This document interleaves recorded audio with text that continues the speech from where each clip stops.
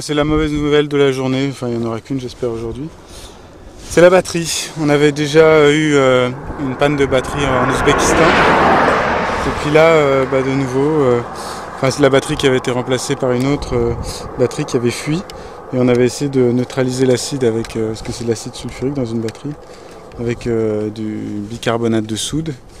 Et puis ça avait bien marché, et puis voilà. Et puis là elle a complètement fui, elle a tout perdu. Alors on a neutralisé avec du bicarbonate de soude, sauf qu'on n'a plus de batterie, donc on ne peut plus démarrer, on ne peut plus rien faire. Et puis on est en plein milieu du désert, à 100 km de la ville la plus proche. Ça c'est la surprise. Et rebelote, c'est parti pour 100 bords.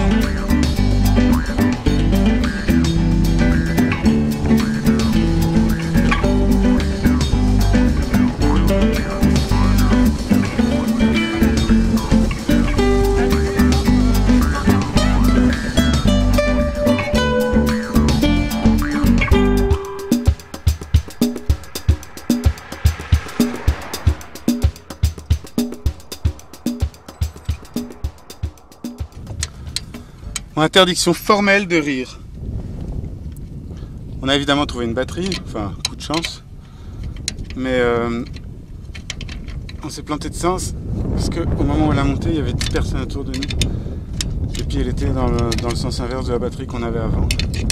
Du coup ça a grillé un relais, ne me demandez pas à quoi ça sert, mais heureusement on en a un de rechange.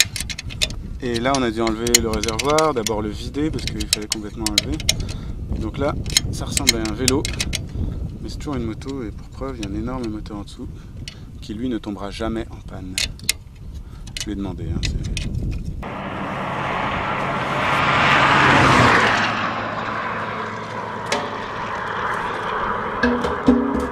C'est énorme ce réservoir.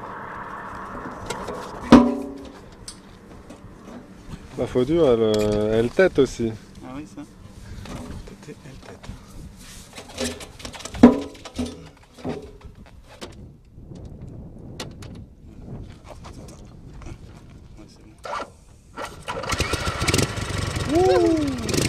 Bon, ce que l'histoire dira pas, c'est que c'est moi qui ai confondu le pôle Nord avec le pôle Sud. Je sais pas bien.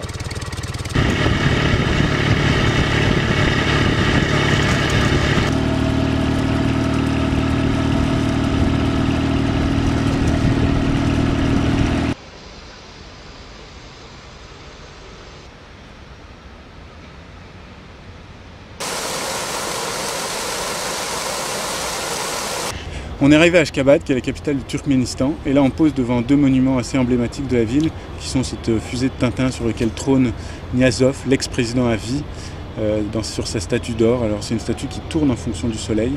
Et puis face à lui, il y a le mémorial du tremblement de terre de 1948 qui avait rasé la ville, qui avait été de 9 sur l'échelle de Richter. Et au-dessus du globe, on a aussi une petite statue de Niazov, bébé cette fois-ci, et en or évidemment. 110 000 morts le tremblement de terre. Et nous on devait continuer initialement notre route vers l'Iran. Qui était ce fameux itinéraire emprunté par la route de la soie. Et finalement, à cause des événements liés aux élections présidentielles, on préfère ne pas aller en Iran avec une caméra. De toute façon, on n'a même pas le visa. Donc on va réaménager notre route vers Turkmenbashi, qui est le port dans la mer Caspienne, pour rejoindre Bakou par la voie maritime.